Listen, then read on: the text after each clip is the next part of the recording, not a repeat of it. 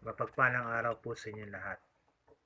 Talakayin po natin kung ano pong ibig sabihin ng Panginoong Hesus doon sa kanyang sinabi sa Matthew chapter 11 verse 28 to 30.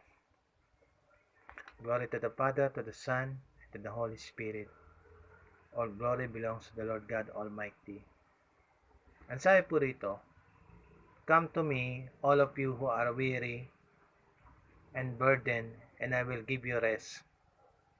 All of you, take my yoke and learn from me, because I am gentle and humble in heart, and you will find rest for yourself.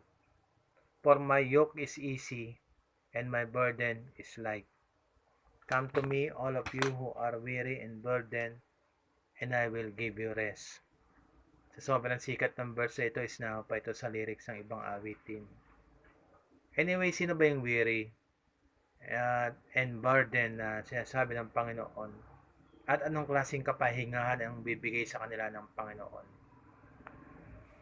Basically, kapag ka nababanggit ang verse na ito kasi, ang naipipreach o nade-deliver na message, tumutukoy sa mga taong may mabigat na problema, may dinadanas na kahirapan, mga lugi sa negosyo, iniwan ng jowa, hindi makamove on, may suliranin din talaga nakakalungkot. Actually, hindi yun ang binabanggit ng Panginoon dito eh.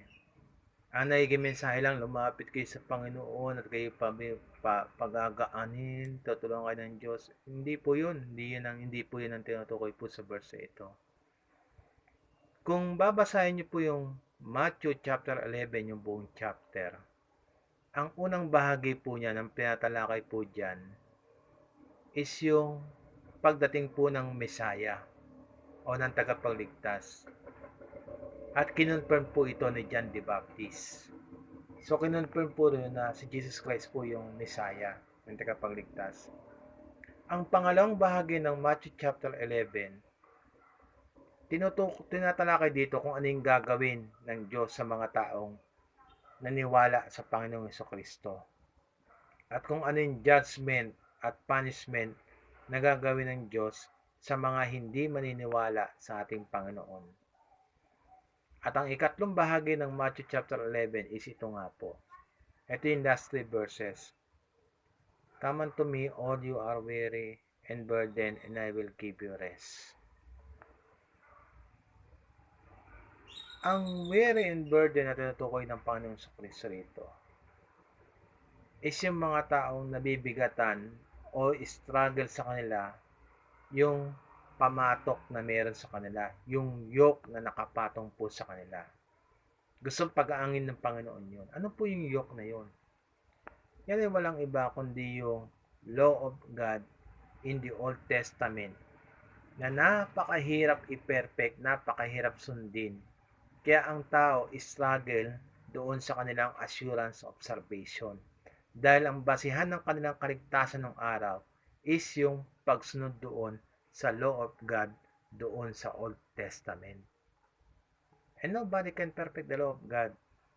Kung bibilangan mo raw lahat yun, 613 lahat yun nakautosan. Kasama doon yung 10 utos. Yung sa 10 major law pa lang ng Panginoon, wala na naka-perfect nun eh. 613 po lahat yan. Kung ikaw ay Hudyo, kailangan mo lahat sundin lahat yan. So, struggle sa kanila yun.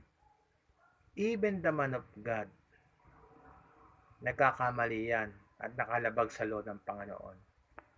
Kaya, I truly believe in my heart na ang kaligtasan pa rin na manggagaling sa Panginoon ay biyaya ng Panginoon.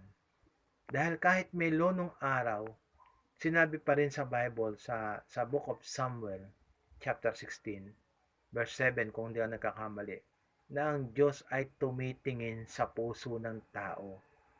Ibig sabihin, kahit meron law nung araw at walang nakaka-perfect, ang naging kaligtasan pa rin ng mga namatay ng araw na man of God ay walang iba kundi yung judgment ng Panginoon doon sa kanilang reasoning na nasa kanilang puso. Grace of God pa rin ang umiral. So, since na merong Old Testament law na nagpapahirap noon sa mga Hudyo, naging struggle sa kanila, hindi nila kaya i-perform perfectly ang law of God. That is why sabi ng Panginoon, those who are weary and burdened, come unto me and I will give you rest. Dahil prior to that verse, ang pinag-uusapan doon, kaligtasan ng tao at judgment ng Diyos sa mga hindi maliligtas. Kaya sinabi ng Panginoon, kung nabibigatan kayo at kayo napapagod, lumapit kayo sa akin at kayo aking papagpahingahin. Yan ang ibig sabihin ng Panginoon. Verse 29, take my yoke and learn from me. Kunin daw natin yung yoke ng Panginoon. Anyway, kung hindi nyo alam yung yoke, yan yung piece of wood. Kaprasong kahoy yan, ilalagay po sa balikat ng isang hayop para mahila niya yung kanyang kargada sa cart. Yun yung yoke. Sabi ng Panginoon, take my yoke and learn from me. Ano yung yoke ng Panginoon? Ang yoke ng Panginoon is no other. Ay walang iba kundi ang kanyang words, ang kanyang sermon na kailangan nating paniwalaan. He is the bread of life.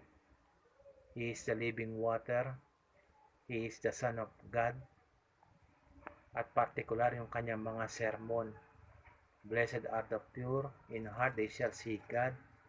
Blessed are the poor in the spirit, they will inherit the kingdom of heaven.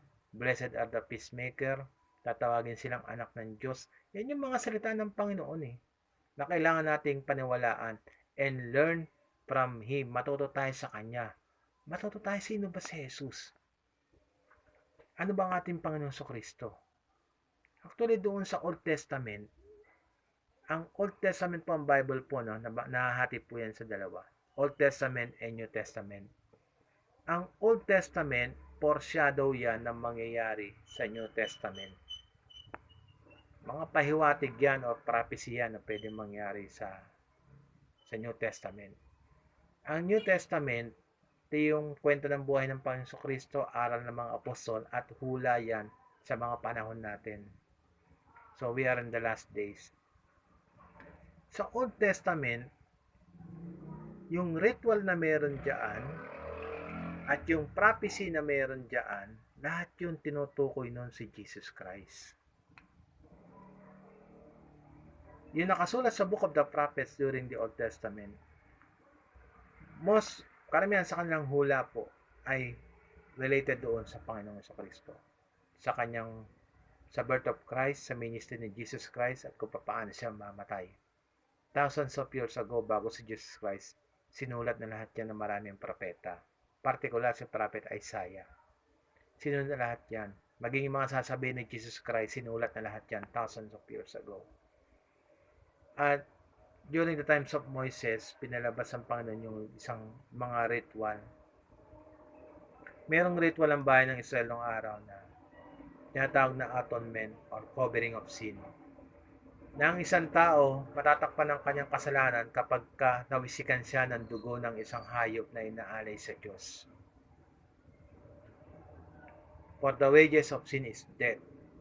So, instead na ikaw mamatay sa kasalanan mo, yung hayop na lang ang pinatay para sa iyo. At yung dugo ng hayop na yun, kapag ka winisik sa iyo, napapatawad na yung kasalanan. That was a foreshadow kung anong mangyayari sa ating Panginoong Kristo. Kaya nung namatay ang ating Panginoong Kristo, kasabay ng kanyang kamatayan, nahati yung templo, nasira yung templo na pinag-aalayan ng mga hayop. Ibig sabihin, ayaw na ng Diyos ang pag-aalay ng hayop. Naiaalay na yung the best na alay. Walang ibang di ating Panginoon Kristo. The Lamb of God, kordero ng Diyos na nagtubos ng kasalanan ng sanlibutan. Kaya sabi ng Panginoon, learn from me. Take my yoke and learn from me. So yung weary at yung mga nabibigatan dyan, napapagod, hindi sila yung tinutukoy sa Bible. Yung mga nalugi sa negosyo, may problema sa buhay, sa pamilya, hindi po yun tinutukoy doon. Hindi po dapat ganun maging preaching nun. Sometimes sinadana sa paghihirap ng mga tao, consequence ang kanilang mga maling desisyon sa buhay. Pero hindi yun ang tamang aral para sa verse na yan. So, sabi ng Panginoon, take my yoke and learn from me. For my yoke is easy and my burden is light. Compared to the law of God during the Old Testament, na napakahirap sundin ang struggle, ang assurance ng kaligtasan, ang kasiguruhan ng kaligtasan, dito sa sinasabi ng Panginoon, sa yoke na ino-offer ng Panginoon, is yung kanyang mga salita. Ito po ay hindi mabigat. Hindi nga tayo mag-aalay ng dugo sa pagsunod ng salita ng sinasabi ng Panginoong Kristo. And if you learn from Him, makikilala mo ang Panginoon. Kapag ka nakilala mo ang Panginoon, tinuturing ka ng Panginoon na isa sa kanyang mga tupa. And you will know the voice of God. John chapter 10, verse 14, my sheep knows my voice. Kapag kakilala mo talaga ang Panginoon sa Kristo, if you are considering yourself na ikaw ay Christian, meaning to say may relation ka kay Jesus Christ, a follower of Christ, disciple of Christ, alam mo yung boses si Jesus Christ. Alam mo ang pangaral ng kanyang salita. Alam mo kung ano ayaw niya at gusto. My sheep knows my voice. Yan ang sinabi ng Panginoon. You will never leave the flock of God. Hindi mo iwanan ng church of God at hindi mo iwanan ng iyong pananampalataya because you know the voice of your shepherds. Alam mo ang boses ng iyong pastor. My sheep knows my voice. Kaya nga ang kailangan ng tao talaga is maniwala sa Diyos. At ang paniniwala sa Diyos, yan ay trabaho pa rin ng Diyos. Ilalagay niya yan sa isang tao. If you are dead from sin, and you have no ability to know God, and you live in a world na talagang puno ng kasamaan, wala kang kalakasan, wala kang kaalaman para makalapit sa Diyos. Ang magtatrabaho pa rin sa iyo is the Father God. Matthew 6:45, sabi ng Panginoon, they will be taught by God. Trabaho pa rin ng Diyos sa mayan. Ang initial na gagawin ng Panginoon is to make you realize that you need a Savior. Papakita sa iyo ng Panginoon ang iyong kamalian, bibigyan ka ng conviction ng Panginoon, and you will realize, makikita mo yung reality na you need a Savior, and the Father will give you faith. Kaya ang regeneration mo na yan bago yung faith At kapag ka meron kang decision to repent dahil sa trabaho na ginawa sa ng Panginoon, doon pa lang pumapasok yung salvation na ino-offer ng Panginoon. Alam niyo ang pagiging born again?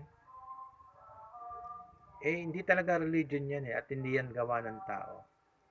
Ang salitang born again na sinasabi ng Panginoon, Diyos pa rin ang may gawa niyan. Hindi ka na born again dahil sa sumunod ka sa prayer. At hindi ka na born again dahil sa iyong mga gawa. Nung ikaw ay sinilang sa flesh, nung yung unang birthday mo, yung birth, wala ka namang contribution doon Nung ikaw ay sinilang, wala kang contribution doon. Di mo alam lahat ng nangyayari. Ang may kagagawa ng magulang mo.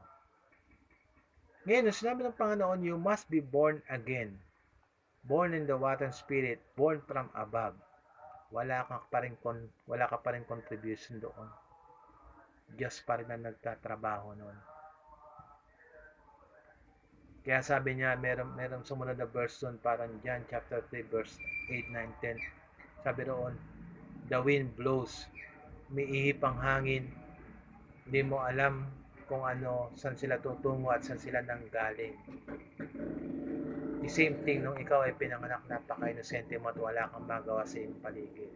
Dahil wala kang contribution sa iyong pagkapanganak, sa iyong birth. Kaya ginamit ang Panginoon yung setang born again. Because that was the words of God. Hindi yan trabaho ng tao. Pinarealize ng Panginoon kung anong buhay ka, kung anong merong buhay ka. Pinakita sa ng Panginoon kung anong yung mga kasalanan. at binigyan ka ng Panginoon ng pananampalataya. Binigyan ka ng Panginoon ng regenerated heart. Ezekiel chapter 36 verse 26, I will give you a new heart. Dating ang panahon na ang aking covenant ilalagay ko sa puso ng tao. That is why yung initial words of God, yun ang maglalapit sa iyo sa Panginoong Jesus. Kapag ka nagdesisyon ka, sabi ng Panginoon, John chapter 6, lahat ng pinagkatiwala sa akin ng Ama, no one can take them away from my hands. Ang Ama pa rin ang maglalapit sa iyo sa Panginoon. Yung trabaho pa rin ng Ama ang may initial para ilapit ka sa Panginoong Jesucristo for you to believe to Jesus Christ. Lalo na kung wala ka naman talagang abilidad to know God and you are dead from your sin. Kaya pag dumating yung panahon na gano'n, meron kang conviction, pinarealize ng Panginoon na kailangan mo magsisi, at pinakita sa iyo ng Panginoon ng iyong mga kasalanan, pinapangaral ng Bible, just repent. Amen? Just repent. We are now living in the days kung saan grace ng Panginoon ang gumagana sa ibabaw ng lupa.